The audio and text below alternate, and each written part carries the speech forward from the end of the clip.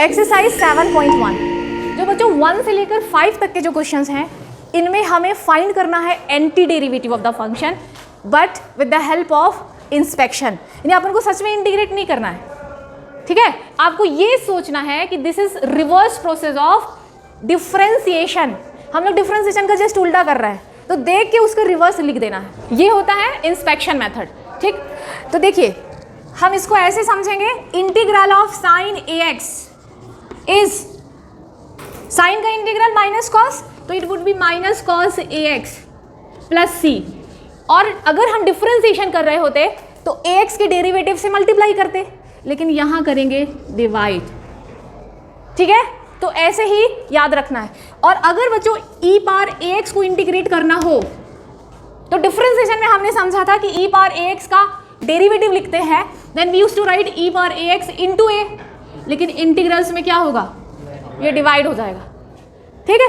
तो वो आपको डायरेक्ट देख देख के लिख लेना है। तो बच्चों यहाँ पे हमने 1 से लेकर 5 तक के क्वेश्चन लिख रखे हैं। Let's find the anti derivative bye inspection method. जब भी हम इंटीग्रेशन करते हैं उसका पहला स्टेप है आपको 3 चीजें लगाना है। First integral sign, then what is integrand, मतलब किसका इंटीग्रेशन कर रहे हो आप, साइन टू एक्स का, तो वो लिखना है। और साथ में लगाना है dx। ये dx आपको बताएगा कि इंटीग्रेशन किसके रिस्पेक्ट में हो रहा है। dx x के रिस्पेक्ट में हो रहा है इसलिए dx, ठीक है। अगर ये फंक्शन t का हुआ होता, साइन 2t होता, तो हम dx नहीं लिखते, फिर लिखते dt, ठीक। इस बात को आप समझ लीजिए अच्छे से। तो बच्चों क्या होगा, साइन 2x का integral minus cos 2x divided by 2 plus c. हो गई बात, जस्ट हमने लिख दिया एंटी डेरिवेटिव, ठीक। What is integral of cos 3x, sine 3x divided by 3 plus c. ये इनडेफिनिट इंटीग्रल है। Indefinite integral means integrals without limit, और definite integral integrals with limit. तो इनडेफिनिट इंटीग्रल में c ऐड करना होता है।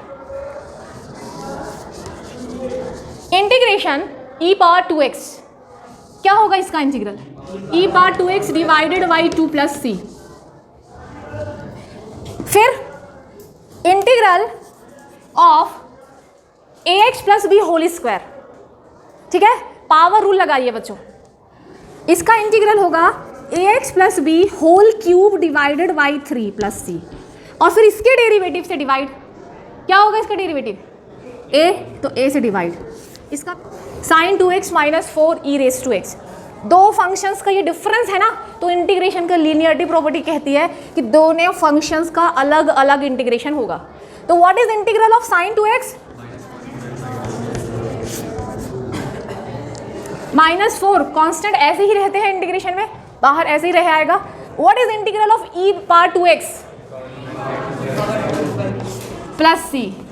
Simplify कर सकते हैं, यहाँ पे 4 कट के आ जाएगा 2, तो finally this is the anti derivative. समझ में आया। क्वेश्चन नंबर 6 बच्चों, हमारा इंटीग्रेंड जो है दो फंक्शंस का सम है। By linearity property integral sign जो है ना दोनों के पास चला जाएगा, तो 4e power 3x dx plus integral 1 dx। 4, अब यहाँ पे 4 कांस्टेंट है। कांस्टेंट कभी इंटीग्रेशन में पार्ट नहीं लेता है, वो बाहर हो जाता है, तो ये बाहर हो जाएगा। And just you have to integrate, ये दो सिंपल फंक्शन का इंटीग्रेशन बस अपन को कर लेना है। तो what is integral of e power 3x, e power 3x divided by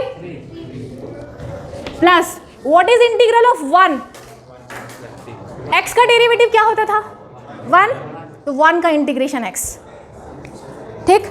अगर आप इंटीग्रेशन एक t के रिस्पेक्ट में कर रहे हैं, t के रिस्पेक्ट में, तो 1 का इंटीग्रेशन t। अगर आप x के रिस्पेक्ट में कर रहे हैं तो 1 का इंटीग्रेशन x। अगर आप थीटा के रिस्पेक्ट में कर रहे हैं तो 1 का इंटीग्रेशन थीटा। ये बात कभी मत भूलना।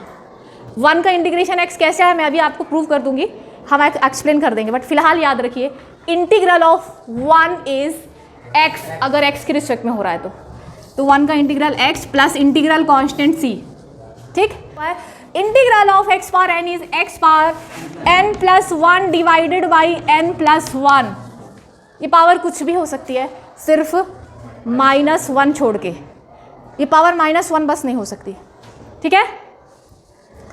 तो बच्चों अगर हमें पावर इंटीग्रेशन 1 का करना हो तो जब भी कोई अलजेब्रिक टर्म आए ना तो उसको इस फॉर्म में लाने की कोशिश करना।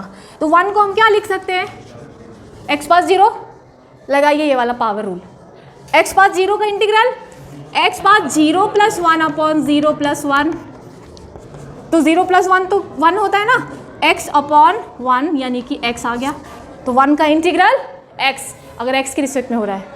क्लियर? तो 7 क्वेश्चन में हमें ऐसा फॉर्मेट दिया है, जब भी आप देखना कि आपका इंटीग्रैंड में 2-3 फंक्शन मल्टीप्लाई हो रहे हैं, कॉम्प्लिकेटेड फॉर्मेट है, तो पहले क्या करना, सिंप्लीफाई कर लेना। ठीक है, अपन इसको सिंप्लीफाई कर सकते हैं क्योंकि अगर अंदर भेज दें एक्स स्क्वायर को, तो एक्स स्क्वायर को अंदर कर दो, x square into 1 minus x square into this,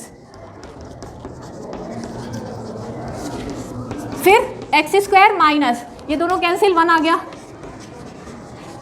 अब आपके पास जो फंक्शन बचा है उसका इंटीग्रेशन आपको आता है। What is integral of x square? एक बार फिर से याद रखिए, power rule of integrals, x power n plus 1 upon n plus 1, जो भी पावर है पहले उसमें से एक बढ़ेगा और उसी बढ़ी वाली पावर से डिवाइड होगा। ठीक है, हर ऐसे फंक्शन में जो अलजेब्रिक टाइप का है जिसमें x की कुछ पावर है, आप यही फॉर्मूला लगाओगे। तो अब मुझे बताइए what is integral of x square? -1 का इंटीग्रल x प्लस c। तो ये था 7 question. Question number 8 is integration ax square plus bx plus c। हम देख सकते हैं कि जो हमें फंक्शन दिया है वो 3 फंक्शंस का सम है। ठीक है, तो बाई इंटीग्रेशंस लीनियरिटी प्रॉपर्टी हम क्या करेंगे, इंटीग्रल साइन सब के पास डिस्ट्रीब्यूट होगा, तो इंटीग्रल ax स्क्वायर, तो a कांस्टेंट बाहर आ जाएगा, x स्क्वायर का इंटीग्रल नैतिक समझो पहले, plus b integral of x plus integral of c। अब आपको सारे वैल्यूज पता है, सबका इंटीग्रेशन बिल्कुल बेसिक इंटीग्रल से होगा, बिल्कुल बेसिक फॉर्मूलों से हम सबका इंटीग्रेशन यहाँ पे कर सकते हैं। What is integral of x square? x का integral x square by 2, c का इंटीग्रल कांस्टेंट का इंटीग्रल किसके रिस्पेक्ट में हो रहा है, x के, तो cx, अगर t के रिस्पेक्ट में होता तो ct। समझ रहे हो, कांस्टेंट का इंटीग्रल क्या होगा, कांस्टेंट इंटू एक्स, जो भी कांस्टेंट है। तो आपसे याद रखिएगा 2 का इंटीग्रल 2x। क्लियर? ये मत सोच लेना इंटीग्रेशन ऑफ कांस्टेंट इज 0, वो तो डेरिवेटिव में होता था ना। तो c का इंटीग्रल क्या होगा बच्चों, cx। अब c तो पहले ही से एज अ कांस्टेंट है यहाँ पे, तो अब कौन सा कांस्टेंट ऐड करेंगे, इंटीग्रल कांस्टेंट d भी दे सकते हैं, c1 भी दे सकते हैं, c डैश भी दे सकते हैं। जब भी हम इंटीग्रेशन करेंगे तो एक कांस्टेंट ऐड करना है, वो कांस्टेंट का नाम तुम कुछ भी दे सकते हो। तो क्या ऐड कर लें, d, क्योंकि a b c तक तो लिख चुके हैं, अपन d दे देते हैं। क्लियर? सबको समझ में आ रहा है? Question number 9। अब यहाँ पे देख सकते हो कि जो हमारा इंटीग्रैंड है ना वो 2 फंक्शंस का सम है। Your integral is sum of 2 functions, तो 2 बाहर, integral of x square plus integral of dx e power x। 2 what is integral of x square, x cube by 3। What is integral of e power x plus integral constant c। ठीक, यहाँ तक clear? कोई doubt किसी को? Question number 10 हम यहाँ पे देख सकते हैं कि जो हमारा इंटीग्रैंड है वो किसी के होल स्क्वायर के फॉर्मेट में हो। जब आप देखो कि आप अपने इंटीग्रल को थोड़ा सा सिंप्लीफाई कर सकते हो तो पहले सिंप्लीफाई कर लेना, फिर इंटीग्रेशन चालू करना। a minus B whole square से इसको एक्सपेंड कर लेते हैं, a minus B, A square plus B square minus 2ab।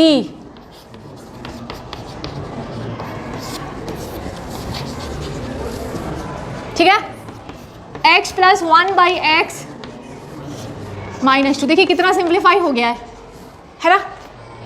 हमने फंक्शन को सिंप्लीफाई कर लिया है, अब क्या करेंगे, इंटीग्रेट कर देंगे सबको। अब चाहे तो इंटीग्रेशन साइन अंदर ले जाओ या फिर ऐसे कर लो, integral of x x square by 2 integral of 1 by x. कल अपन फॉर्मूला डिस्कस किए थे, क्या था, log x। 2 का integral 2x plus integral constant c। Clear? Question number 11 integration of x cube plus 5x square minus 4 upon this. अब धीरे धीरे हमारे पास जो फंक्शंस होंगे वो थोड़ा सा कॉम्प्लिकेटेड होते जाएंगे, मतलब ऐसा नहीं है कि आप देखते ही इंटीग्रेट कर दोगे, थोड़ा सा सिंप्लीफाई करना होगा। तो बच्चों अगर हम इसे सिंप्लीफाई करें तो क्या कर सकते हैं, हम डिनोमिनेटर को अलग अलग ले सकते हैं, यानी एक्स क्यूब के नीचे भी एक्स स्क्वायर को ले जाएं, ठीक है, फिर एक्स इसके नीचे भी इसको ले जाएं, 5x square upon x square 4 upon x square, ऐसा कर सकते हैं टू सिंप्लीफाई द फंक्शन। तो क्या हो जाएगा यहाँ पे x cube by x square क्या होता है एक्स, यहाँ पे एक्स स्क्वायर कैंसिल, 5 बचा, 4 एक्स स्क्वायर नीचे ऊपर लेके जाइए, एक्स पावर -2, पावर नेगेटिव भी हो सकती है इंटीग्रल्स में, ठीक है, यहाँ तक क्लियर। चलिए अब कर लेते हैं इसे इंटीग्रेट। तो क्या होगा बच्चों, एक्स का इंटीग्रल एक्स स्क्वायर बाई 2, कौन सा रूल लगा रहे हो आप, power rule, x power n का integral x power n+1 upon n+1, सबको समझ में आ रहा है। 5 का इंटीग्रल 5x 4, अब इसका तो हमें डायरेक्ट याद नहीं, पावर रूल लगा लो, एक्स पावर -2, n क्या है -2, x power n+1 upon n+1, ऐसा तो कर सकते हैं ना, पावर कौन है यहाँ पे -2, अगली बार से हम लोग डायरेक्ट कहेंगे, इसको मन में ही ऐड कर लेंगे। क्या करना, पावर में एक ऐड करना, तो -2 में जब 1 ऐड करोगे तो -1 आ जाएगा, तो एक्स पावर -2 का इंटीग्रल एक्स पावर -1 अपॉन -1, या direct -1/x, x power 1/x square का इंटीग्रल -1/x, धीरे धीरे ये सब चीज़ याद हो जाएंगी। तो ये आ जाएगा बच्चों x² 2 + 5x। अच्छा अभी देखिए ये क्या हुआ, -1 इससे इंटू हुआ तो +4 हो गया, और x की power -1 plus integral constant c। Final step x² 2 + 5x + 4/x + c, ये है इसका इंटीग्रल। इंटीग्रेशन किए और सिंपलेस्ट फॉर्म में लिख लिए। किसी को कोई डाउट? क्वेश्चन नंबर 13, यहाँ पे आप देख सकते हो कि फ्रैक्शन टाइप में आपका इंटीग्रैंड है। जब भी आप देखना कि फ्रैक्शन में हो तुरंत सिंप्लीफाई जरूर कर लेना, अपन डायरेक्ट इंटीग्रेशन नहीं लगाते। ये मत सोच लेना कि इंटीग्रेशन में कोई कोशेंट रूल होगा तो हम न्यूमरेटर अपॉन डिनोमिनेटर पे ही करेंगे, ऐसा कुछ नहीं है इंटीग्रेशन में। तो ऐसे क्वेश्चन में ट्राई टू सिंप्लीफाई, इसे बिल्कुल सिंप्लीफाई कर लीजिए ताकि पावर रूल लग सके। तो हम लोग अभी ऐसा कर सकते हैं कि जो फर्स्ट 2 टर्म्स है ना बच्चों, उसमें से हम x² कॉमन ले लें, तो यहाँ पे क्या बचेगा x - 1 प्लस, और ये जो x - 1 है ना उसको ऐसे ही रहने दें, अपॉन x - 1 पहले से है ना। तो अब हम देख सकते हैं कि x - 1 is common, x - 1 is common, तो यहाँ पे आ जाएगा x² + 1 upon x - 1, x - 1 cancel, क्या हो गया इंटीग्रल x² + 1। और आप अच्छी तरह से जानते हो हाउ टू इंटीग्रेट x², क्या होता है x² का इंटीग्रल x³ 3, 1 का integral x plus integral constant c, हो गया इंटीग्रेशन, ठीक है। 14 क्वेश्चन, इसमें हम यहाँ पे प्रोडक्ट फॉर्मेट में है, ये मत सोच लेना कि प्रोडक्ट फार्मूला लगाना है। Product formula is the last option in integral, जब कोई रास्ता नहीं बचता तब हम लोग प्रोडक्ट फार्मूला लगाते हैं। तो √x अंदर कर दीजिए, √x 1 से इंटू होगा तो 1 × √x, फिर √x x के साथ इंटू होगा तो x × √x, बाहर dx। अभी इसका इंटीग्रल हमको याद नहीं आ रहा है तो थोड़ा पावर के फॉर्म में लिख लें। रूट को क्या लिख सकते हैं, x पावर हाफ माइनस, यहाँ पे x की पावर 1 है, यहाँ पे x की पावर हाफ है, बेस सेम है तो पावर जुड़ जाती है, तो x की पावर 3/2।